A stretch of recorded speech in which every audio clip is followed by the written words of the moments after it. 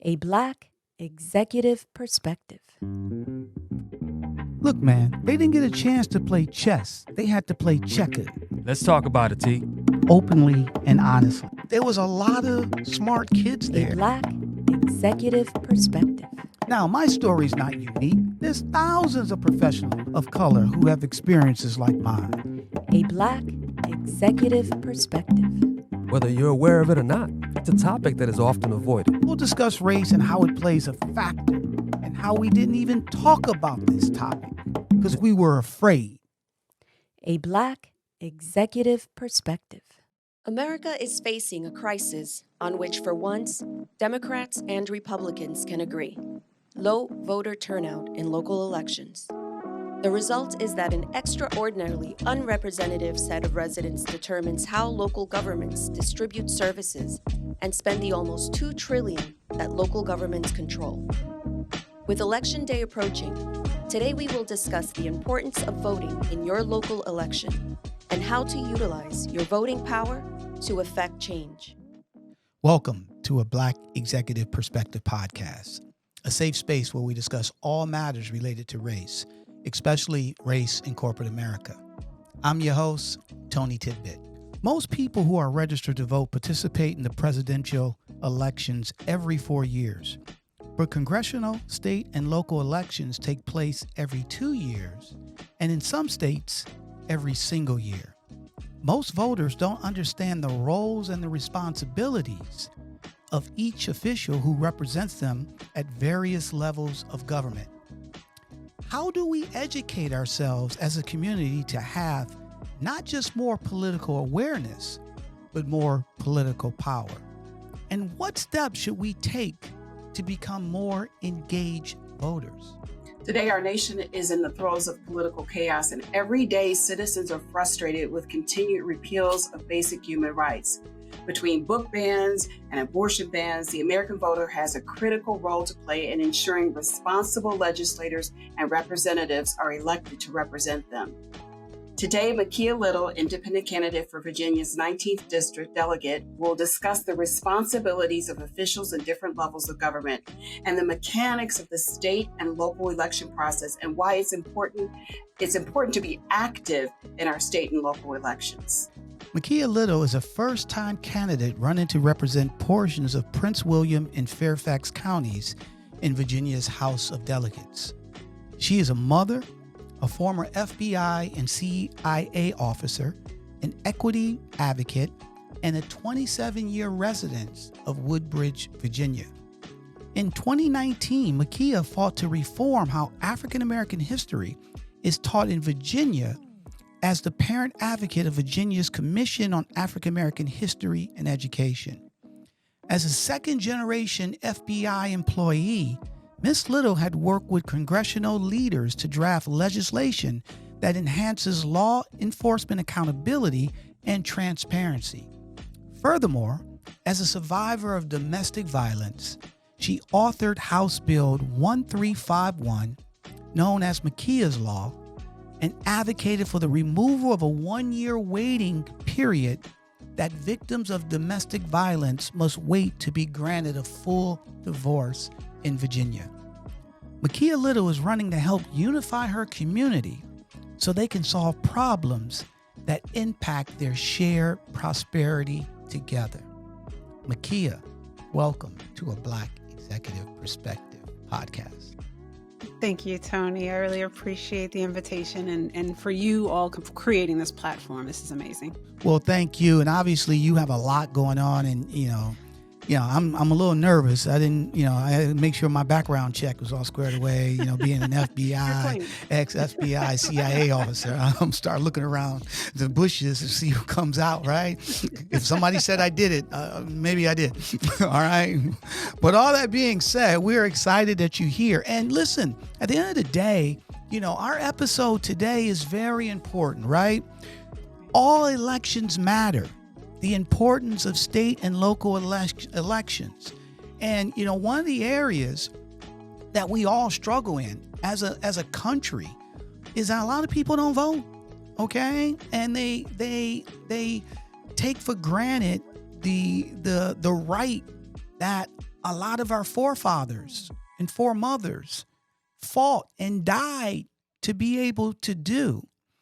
And we're not taking advantage of that. And here's the kicker, and you're going to dive into this, is that the majority of people who do vote for on the federal level, but they ignore their local elections, which really at the end of the day is the most important, because that's driving issues and laws that they have to deal with on a daily basis. So we're so excited for you to be here so we can dive into this. I know you have a wealth of knowledge and you're definitely enthusiastic to share with us. But before we go into that, tell us a little bit more about you.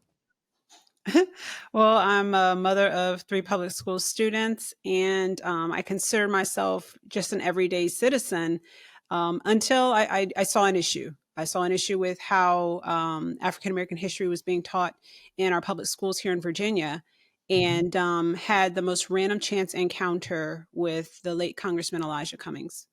And at that point, I felt as though I was essentially powerless to change it. And so what I essentially asked him was, what could he do to help me fix it? And what he essentially told me back was, nothing. You're going to fix it.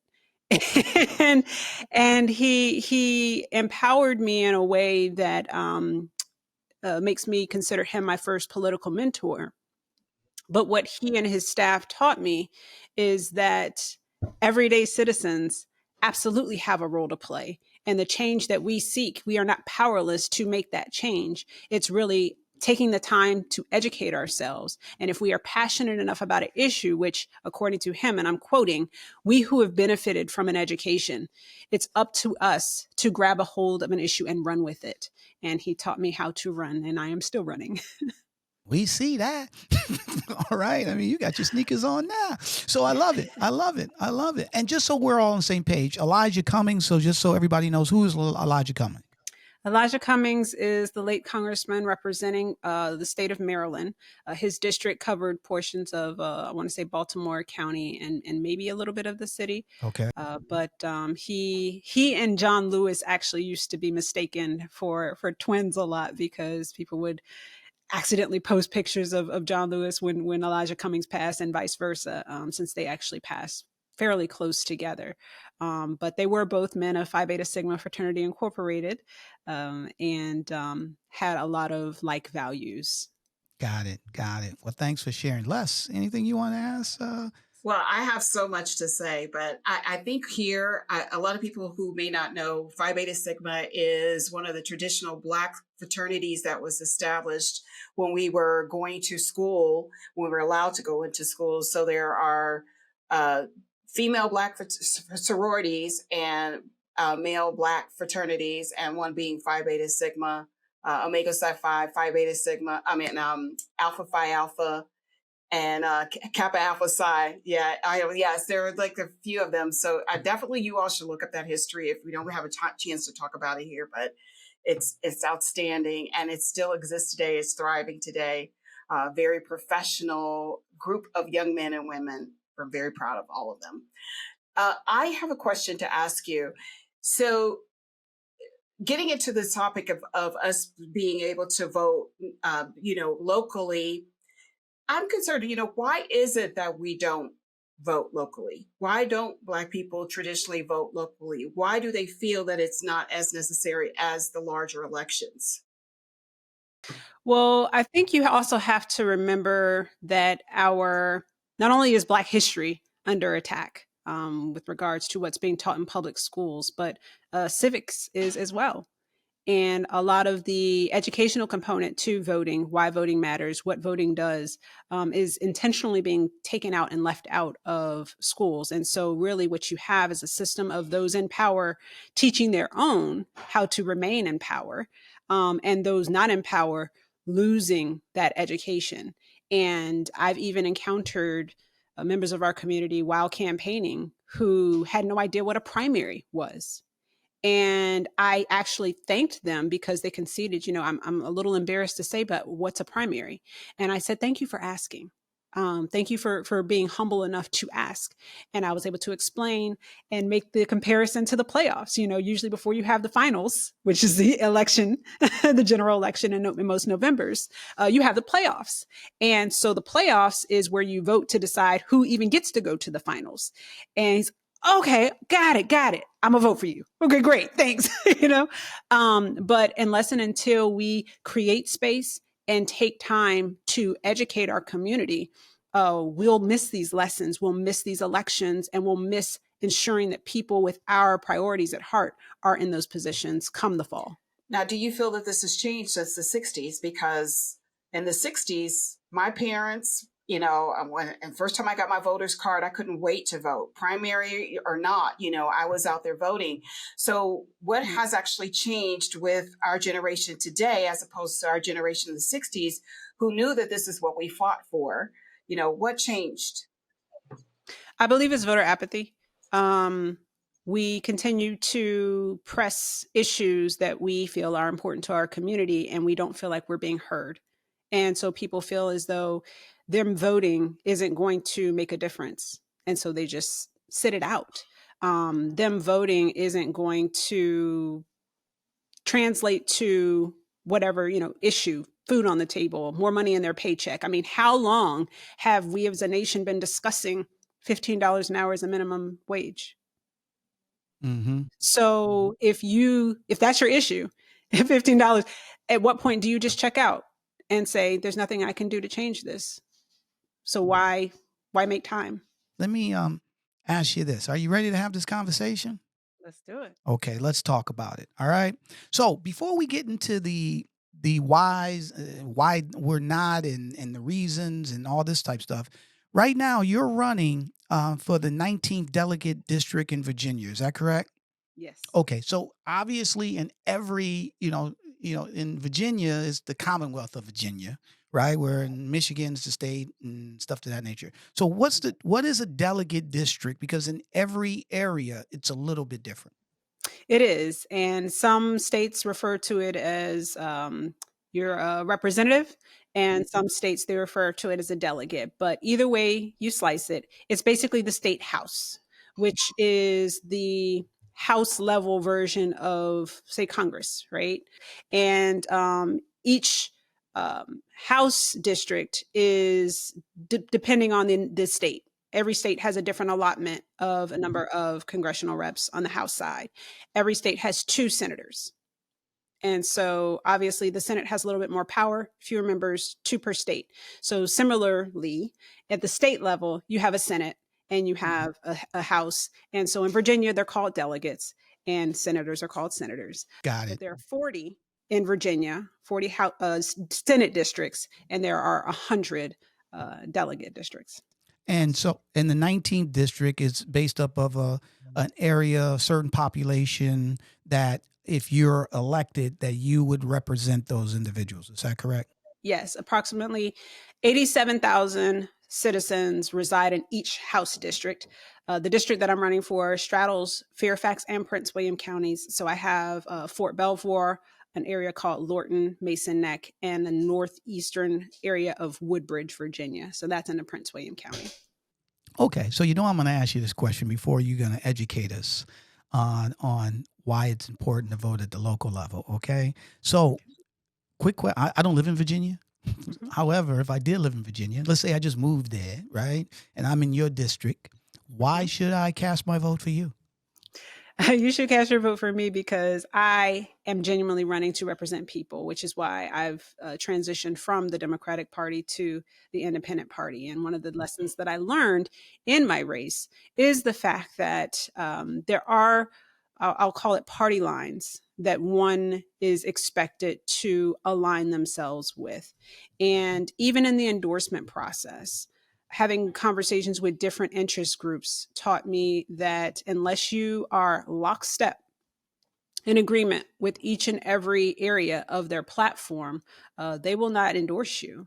And so, for instance, there was one group, and I'm a women's advocate, I'm a survivor of domestic violence, but there was a conversation that I had to have with a member of a group that represented reproductive rights who said, well, there's this one question that you you didn't agree with us on, and we just wanted to reread it to you to see if this is maybe a mistake, or and the question was essentially allowing minors access to birth control and reproductive care without parents' consent. And I had to say, well, no, I said what I said, and and I mean that. And they're like, well, there could be situations where a child is molested and they need access. I said, I get that there are situations, but then there's also remedies and ways, CPS, that those can be resolved. But just giving, let's just say, a 12-year-old unfettered access to birth control or like an abortion, I can't agree with that, because as a parent, my one job is to protect my child. And by allowing my child to make that decision for themselves, you're removing my parental right to ensure, like, what if that conflicts with her asthma medication? But you've taken that right from me, so I can't agree with you on that. And they said, well, if you don't agree with everything, we can't endorse you. And I said, okay. So be it. But these are the types of conversations that happen that will allow or lead a party to throw their weight or their support behind a particular candidate or not. And to me, these extremes are what has gotten our country to the place where we are now. Mm-hmm. So in other words, what I'm hearing is that you're running as an independent, and you're not basically,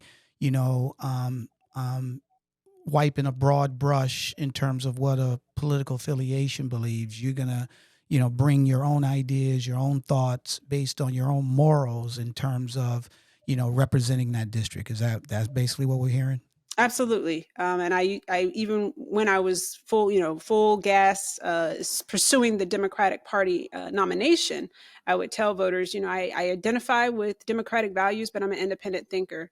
And I feel if more elected officials were independent thinkers, they would genuinely be able to put the concerns and needs of their people before those of the party. Awesome to hear. Well, thank you for sharing. And, more importantly, we wish you nothing but mad success. Obviously, it's going to be up to you, the voters in the 19th district. But again, we want to thank you for coming on, and more importantly, getting ready to educate all of us in terms of, why the local elections are, especially elections that you're in, are just as important as presidential elections. I got this from the National Civic League. Okay. And it talked about, which I didn't even know this, to be honest. So I'm going to go into this, and I think this will be a good starting point for the conversation. Sounds like a plan?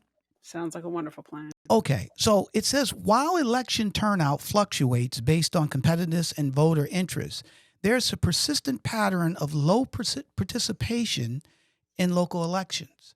This low voter turnout has a profound effect on the daily life of communities, impacting everything from schools and housing to transportation, police, and parks. All right. It is critical that eligible voters appreciate the importance of their vote to their local communities. It says here, across the U.S., only 15 to 27% of eligible voters cast a ballot in their local election. Think about that. 15 to 20% in the local election. Influent voters have a 30 to 50% higher voter turnout in local elections than low-income voters. Those 65 plus are 7 times more likely to vote in a local elections than voters age 18 to 34.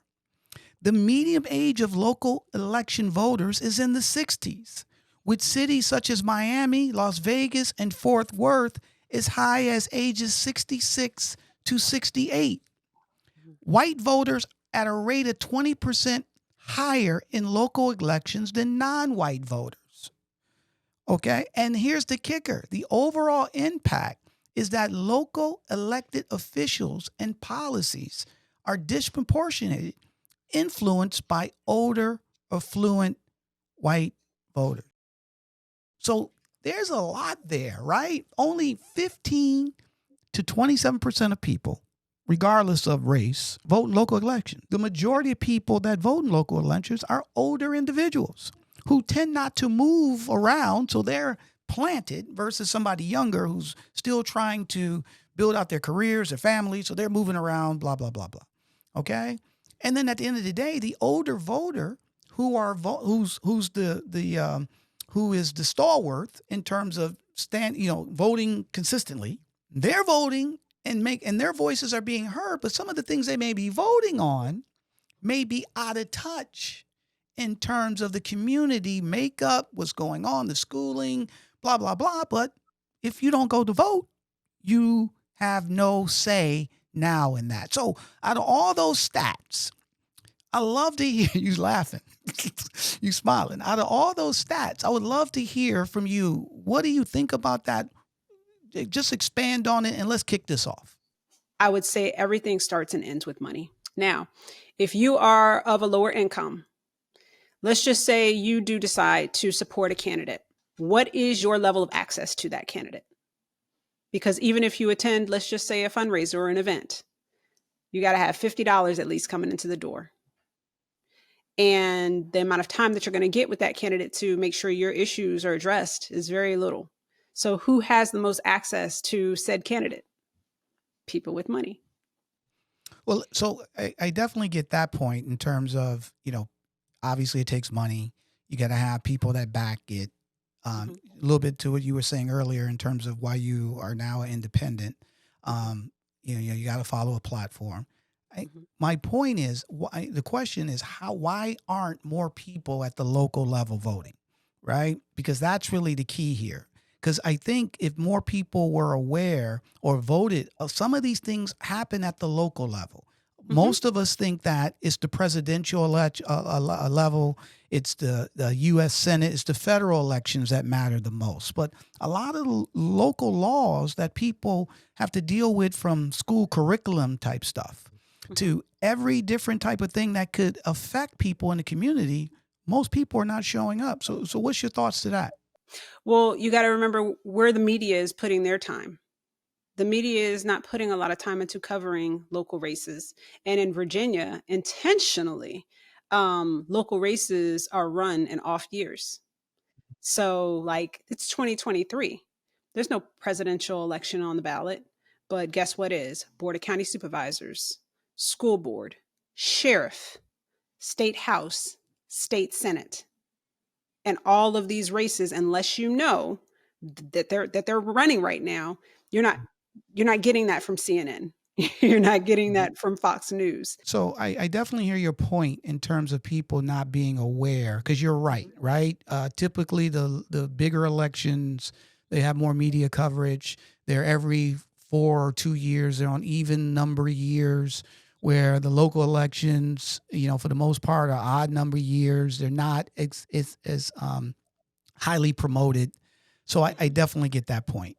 In terms of when you were saying about the superintendents, and so do us all a favor.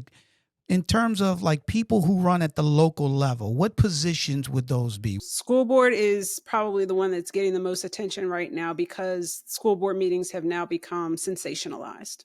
Okay, so school board, what else? You have clerk of the court is a very powerful position. And in Virginia, it's like an 8-year term. And they are essentially the CEO of the judiciary system in each county, and can manage things such as how cases are filed, how they're assessed. Because some you have to go in person to get a copy of a court. You got to pay 50 cents a sheet. And decisions like that are things that they can make. Sheriff. I think that one pretty much goes without saying, but they are the representatives of the police department. Sometimes are appointed, sometimes those are elected. Same way with judges. In Virginia, judges are elected by the General Assembly. So you can't vote for a judge in Virginia. You vote for the representatives who vote on those judges. And so without engaging, holding those representatives accountable so that you know who to support or not support every 2 years, 4 years, 8 years, some of these terms run. A lot of people just check out because it's too much to keep up with, and they haven't been taught the importance at every level. So where can people become more aware, right? Yeah. So how can the average citizen who doesn't know all these different positions and how they play out, but they tend to figure them out later on when they find out that the school board is now changing this curriculum or won't teach these different things, right? But it's too late after that. So how do we become more aware about our local positions, and more importantly, when our local elections, and how to get involved? So I actually created a page on my website. If you go to makyalittle.com/educated voter, and under national resources, I have a section called Virginia Resources, but under national resources, there's a link to a website called Vote 411.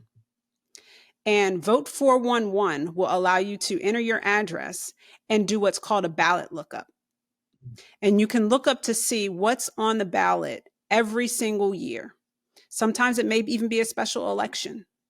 Say someone resigns or retires or passes away while they're in office, there'll be a special election. But you can go to vote411.org, pull up the ballot, and read each position that's on the ballot. You can research each of those and see who's buying for those slots. Is this national or is this just in Virginia? This is national. National. So I'm in Milford, Connecticut. I can go to Vote 411, and then I can see everything that falls under Milford, blah, blah, blah, right? On your particular ballot based on your voting precinct. That is great. We got to make sure we get that to our website so people can go there and be able to be reminded of how to do this. Les, did you have a question? I do have a question. And this is just about your decision to run independently. Traditionally, people don't look at an independent candidate as a serious candidate. And I find that their independent candidates are much more grassroots, like a Mark Charles, like you, people who are running for specific causes. How do you, as an independent candidate, approach your constituency and ask them to vote for you? And how often is it that independent candidates do win races? Because I find that, honestly, even though I align with the Democrat, I've been Democrat all my life, I'm more of a, like you said, an independent thinker. And I'm more likely to choose an independent candidate. However, I know that that's a shot in the dark a lot of times when I go and I vote. So how would you tell people or encourage people to vote for your platform, even though they may think that you're not going to win? Absolutely. And I would say it has to start somewhere. I read an article today that came out and talked about the role that independent candidates might play in the 2024 presidential election. I feel as though the way for independents to develop, I would say, an equal amount of power and influence is it has to start at the grassroots level. It has to start at the local level. And this is why you see a lot of people who oppose inclusive education now running for school board, because that's almost like your entry level position, if you will, and incumbents are hard to beat. If we can start to develop and build an independent network of candidates who are committed to representing people, I believe that's how it has to start. The good thing about my district is that it is deep blue. However, because of that, there's no Republican running. So what you have is a Democratic nominee running against an independent. If we can find areas of influence where we can speak to the issues without necessarily being the spoiler, I think that's how we can build a stronger voice for people that can counter those of parties. That's definitely, that's an interesting perspective, because I feel that if we are going to have a better future, I think the independent route is the best way to go. I think that a lot of Republicans and Democrats are really caught up in the muck and mire of big business and making money, as you said. And it's unfortunate because you're not sure if you're getting the right thing because of who basically pulls their chain, in this situation. And I find too, when you were talking about laws don't have caveats. And that's the sad thing about it, because they're never written with a caveat. It's either all or nothing. And it's very sad about our country because that's the way that it is. The fact that you may have a certain belief, but you do support a choice, but then there's this one thing, this 12-year-old stigma or attachment here that's stopping you from actually voting that way, which is how we all make decisions. Why is it now that when we write laws that we can't make these decisions or have these little innuendos or caveats that are placed in those laws? It's very sad what we've become. But I think it's also incumbent upon leaders being transparent and explaining why they are voting or not voting the way that they are. And because of this polar partisan environment that we've gotten into, no one wants to be the bad guy. Exactly. No one wants to say, a duck is a duck. And I feel like if you start off compromising, you're forever compromised. And so that's why I just refuse to bend to a partisan lean that is not in the best interest of people. And I believe you have Democrats who are more moderate, the same way you have Republicans who are more moderate. And that is actually a bigger voting bloc than either of the parties combined. So one of the things, and I remember I had, friends of mine years ago said that the reason they didn't vote because their vote didn't count. Okay. And I think that's a area that especially a lot of younger people feel. So can you speak to that a little bit? They've had their hearts broken too many times by both parties. I believe that most people want to believe that one of these entities has their best interests at heart. And once they get to that point of neither care about me, that's when they fall into that voter apathy of my vote doesn't count, my voice doesn't matter, and they check out until legislators recognize that they are accountable to people and not the special interests that drop money in their campaign accounts. Apathy is only going to increase. I believe that, again, getting people into that primary phase and understanding, even though the parties essentially choose who the nominee is, if we can pull together, if we can all take individual responsibility for our actions, if we can all show up, the parties essentially thrive on voter undereducation, because what they can do is do things like they did in my race and hand out sample ballots with who they prefer.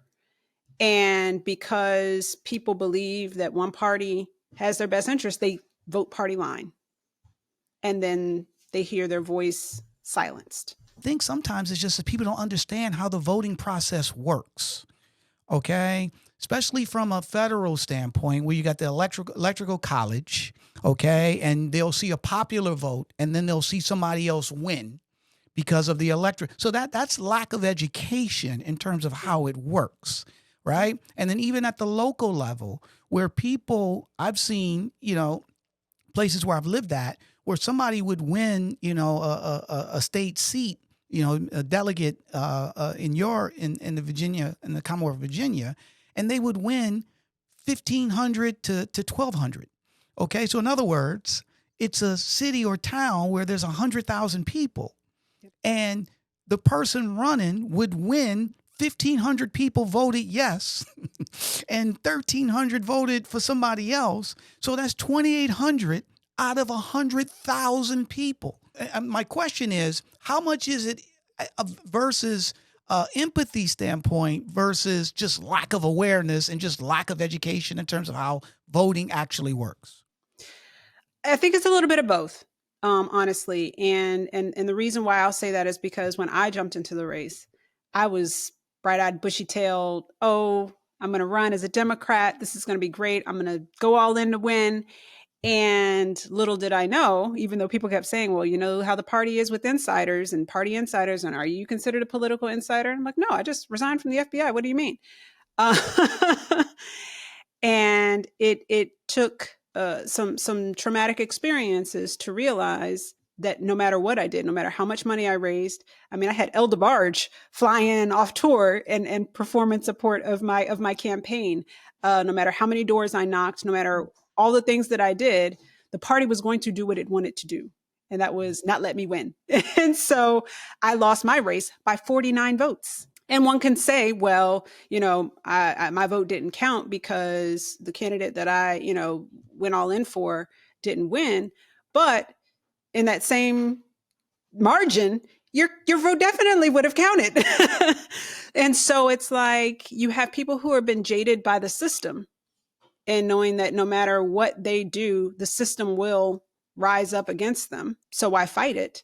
But then you have people like me who are like, oh no, this is exactly why we need to fight, because it was just 49 votes. So you can look at that 49 votes and you can say my vote doesn't count, or you can look at that 49 votes and say, oh, it definitely counts.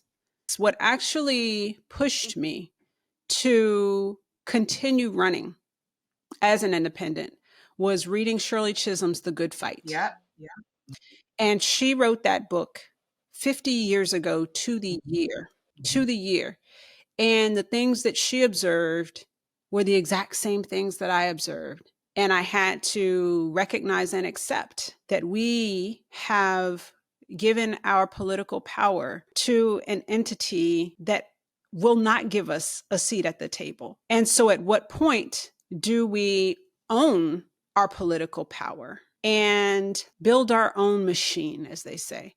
They say you have to have a machine to win. Here's the key, though. You can't build a machine if you don't vote.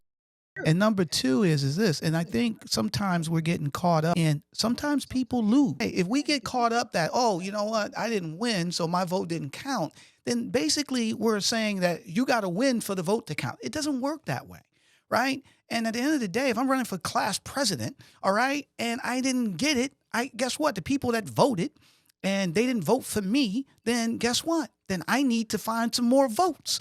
Okay. But at the same time, like I said, everyone wants common sense gun laws. That's about 70-something% of American voters feel as though we need some kind of common sense gun reform.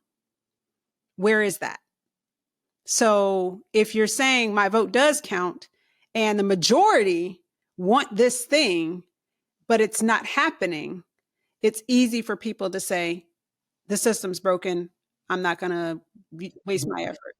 That's a difference versus they haven't brought it up to vote.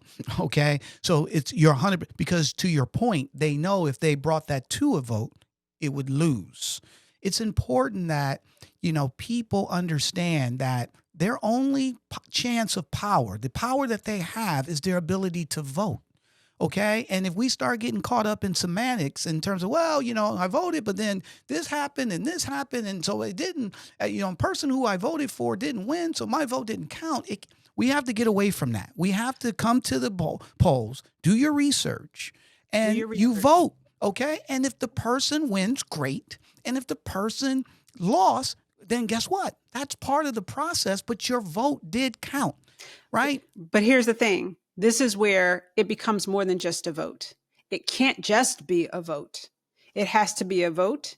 It has to be education, and it has to be accountability. You have to remain engaged. You can't just vote and set it and forget it. When you say accountability, go talk about that a little bit further. Right. So typically candidates run on a platform, right? Most people vote and then that's it. They don't keep in touch. They don't follow up. They don't check to see what legislation came up and how that candidate voted. They don't hold them accountable for doing the things that they said they were going to do. And so the only way your vote can really matter is if you stay engaged and see it through. Does that make sense? That makes total sense. I totally agree with that, because the voting is just the first part to your point, right? Yes. The engagement is really the part, because now you're an active citizen. Yes. And you're holding whoever you voted for accountable. And we do not do a good job with that. It's almost like making a deposit into an investment account and never following back up with it and saying, oh, I'm just throwing money away. I'm wasting my money. You never followed up to see how much it made. You never came to see. Moved it out of there. Right. What did you do with that money? A vote is not something you can set and forget and expect it to give you returns. We must expect the people that we elect to represent us to be accountable back to us and tell us what they did with our vote. And if they didn't do well, you vote them out. In terms of what has the greater effect, voting at the federal level or voting at the local level? Oh, it's obviously at the local level, because if you want to say, okay, federal level can pass nationwide legislation, What's going on with Congress right now? They don't have a speaker, so they're not doing anything. Right. And the way that the courts are operating, they're literally pushing legislation back to the state levels. And so if we aren't, again, catching that political power from the ground up, from school boards to county supervisors to state and Senate House reps, we're missing those auditions, if you will, for what's going to happen if and when they get to the federal level. So if they're not accountable to you down here at the state level, on the school board, in the courthouse, what makes you think promoting them? It's almost like in the executive environment, when leaders aren't doing what they're supposed to do, instead of firing them, it's easier to just promote them. And that's essentially what happens in politics as well. We just promote people to get them out of seats, but we're not really paying attention and following their voting record and where they fall in line with the issues and how well they engaged and are accountable to their constituents. You smiling, Les? Go ahead. Because I have to tell you that having grown up all my life in church, I always knew when there was election because the candidate would show up at our church. And, he was rallying for the Black vote, getting everybody to vote. But that was just it. They come in, they do a fiery speech, but nobody's out there registering voters. Nobody's out there saying, hey, this is my agenda. This is what this is what I would like to do for this community. Nobody does it. They come in, it's a one and done, and they come in. I used to really detest it. I feel like this agenda, as you said, this candidate. First of all, I want to ask you, how does social media affect your running right now? Do you think that it's something that is effective, or do you think that it's highly ineffective when it comes to getting people to see your platform? I believe it depends on the demographics of your district. The demographics of my district are mostly older, between late 40s and early 70s are the most reliable voters in the district. Our youth, unfortunately, don't vote, but this is also an area where students graduate from high school and they leave. That voting block isn't stationary. And I think that's another reason why a lot of young people don't vote, because they may be registered in one state but go to college or pursuing a career in another. And until they get settled somewhere, they're not even paying attention to the local laws. With regards to social media, for me, it was really a great tool to build name recognition from someone who essentially had none. Being in the intelligence community, I kept a very low profile, but the first school board appearance that I gave in 2019, when I recognized the issue with Black history, I re-released that recording and it ended up going viral. And so even people who didn't live in my district were contacting people in my district saying, hey, do you know who this is? And that allowed me to build a lot of name recognition and what summoned El DeBarge, especially when local media doesn't necessarily report on everything. And I believe once elected or once you develop a following, it's easy to keep people informed. So it's a great tool, especially because nowadays everyone can have a platform, but it shouldn't be, it doesn't take the place of face-to-face conversations, knocking doors, and making phone calls. So, Makya, let me ask you this. Tony Tidbit, I'm 27 years old. Mm-hmm. I live in Connecticut. I have not voted in a local. I voted for presidential elections. And then obviously when you vote for presidential elections, they have a down ballot. So you vote for mostly all the other federal stuff. Mm-hmm. However, I'm listening to this great podcast, A Black Executive Perspective. And I'm listening to you and you're saying, hey, the majority of things that affect you are at the local level. So how now, I've been very lazy. I haven't paid a lot of attention to it, but I heard you today. How now should I, once this podcast is over, moving forward, how should I engage? How should I move forward? That now I'm more of an active participant. I'm following along. I'm engaging. I'm holding people accountable. What would the steps be for me to move forward? The conversations that I've had with people, to take a little bit of a sidebar, one time I even just sat in a barbershop one Saturday just to talk to the different constituents that were coming in and out. And to your point, ran across a few people who, oh, I don't vote, or I don't feel like that's important. Sometimes it really just takes a deep dive conversation to understand what it's like to walk in somebody's shoes. And chances are, once you talk to people, you realize what has made them check out. Or maybe it's just that they feel like there are other important priorities in their life. And if and when you can tie those priorities to a particular seat, to a particular piece of legislation, that's what makes the connection for them to say, oh, okay, I do have control over this thing that I didn't think I did. Same way as me when I first got started. I didn't think I had control that I actually did. And that was the one thing that Elijah Cummings told me: never underestimate your power. And so, first of all, don't underestimate your power. Check your voter registration status. Figure out which seats are up in your next upcoming election. Focus on those. And once you understand the election cycles of your state, of your county, then it's almost gamified at that point, where you recognize the role that you have to play and that you do have power. I love it. I love it. And then the final piece: how do I hold?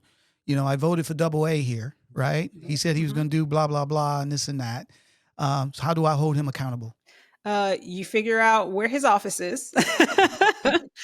And most elected officials, they have an official email address, and a lot of them only take meetings with their constituents. So I would say make time, first of all, to introduce yourself and let them know what issues are important to you and what specifically gave them your vote. How did they earn your vote? Whatever ideas you have, that's the other thing I wish people knew.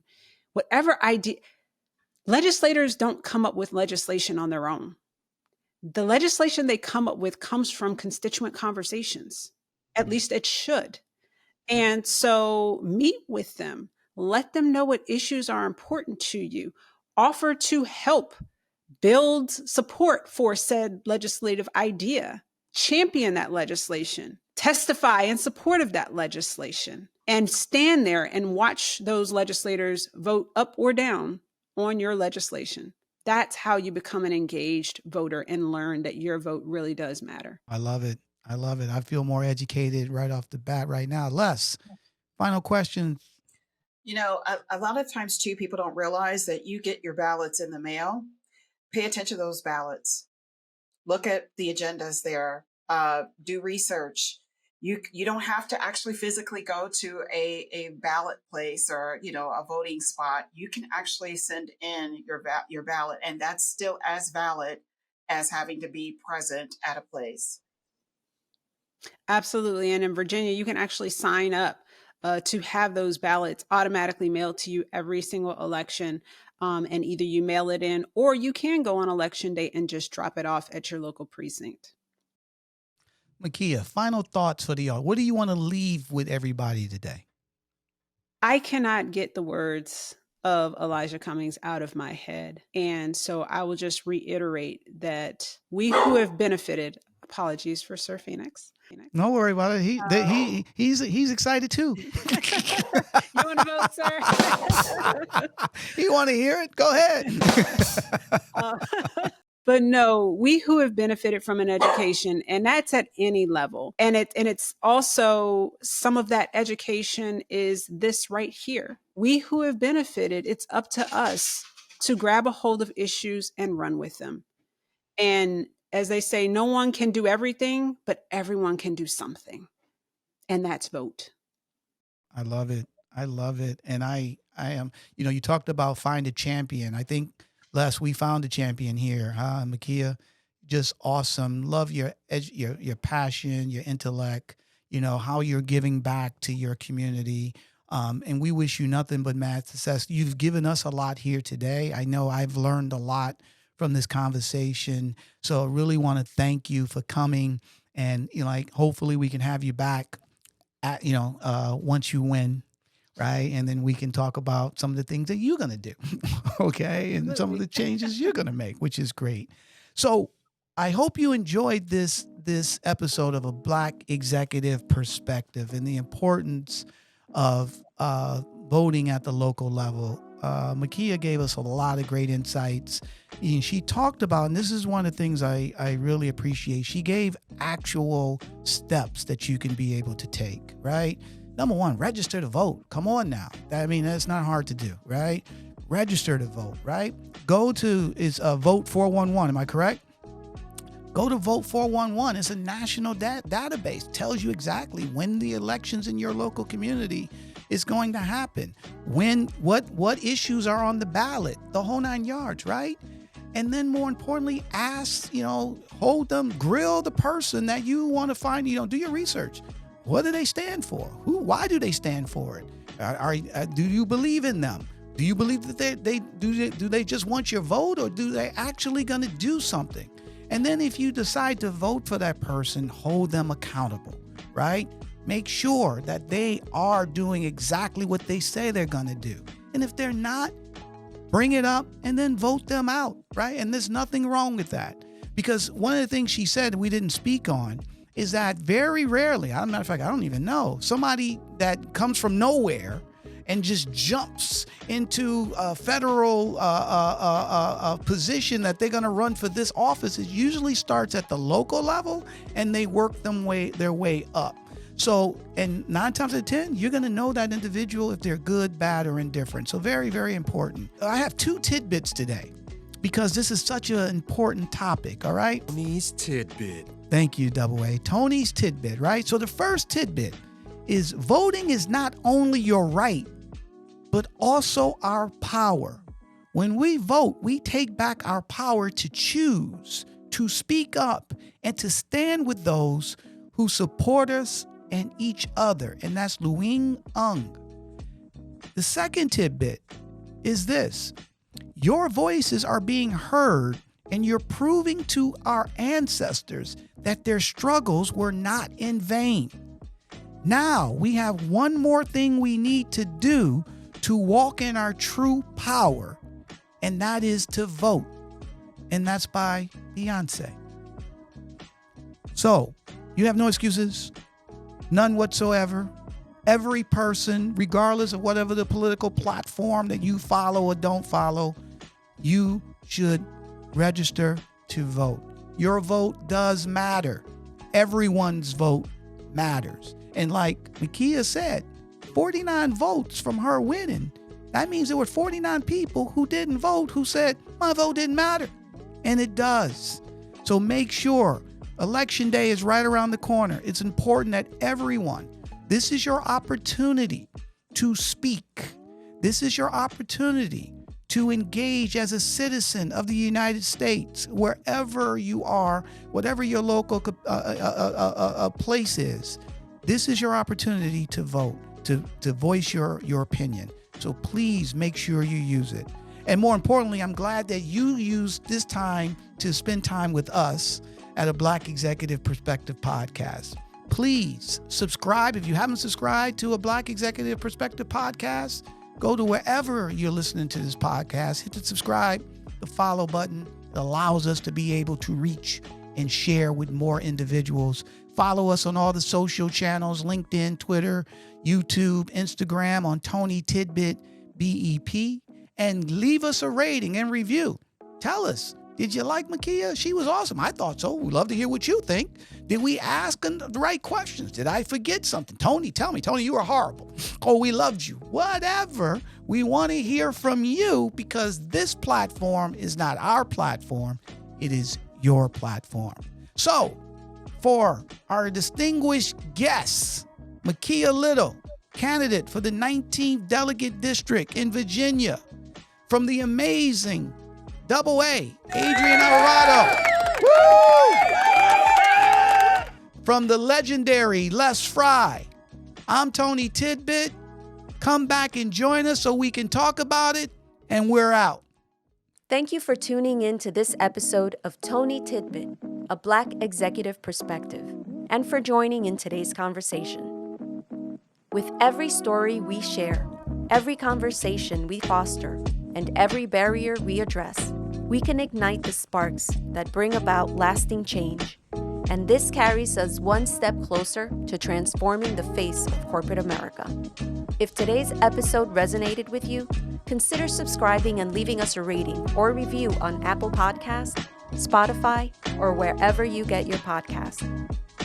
Share this episode with your circle, and with your support, we can reach more people and tell more stories.